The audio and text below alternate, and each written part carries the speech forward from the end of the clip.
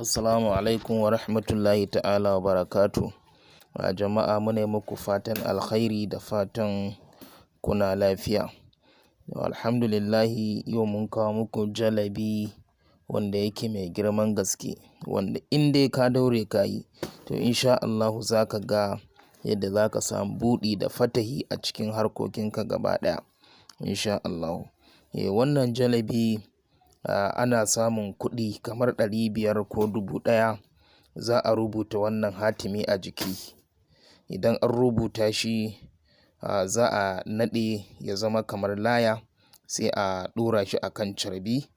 To za ka yi wuridin ya ja'ibu 7777. Amma duk 100 idan an zo za a karanta wa yud'imuna ta'ama ala hubbihi miskinan wa yatiman wa asira innama nud'imukum liwajhillahi la nuridu minkum jazaa'an wala shukura.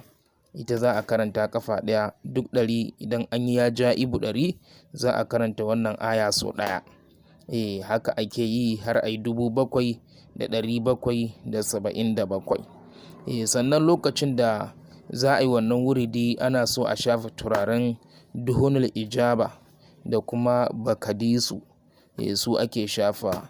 To insha Allahu na baka lokaci kai na kwana 7 insha Allahu za a zo mana da bayani mai kyau, saboda wannan jalabi ne mujarrabi, mun jarraba ya inganta kuma mutane da yawa suna godiya insha Allahu. Muna yi muku wato kamar bayani akan cewa a yi ƙoƙari a yi wannan aiki insha Allahu za ka samu nasara a cikin harkokinka insha Allahu ta'ala.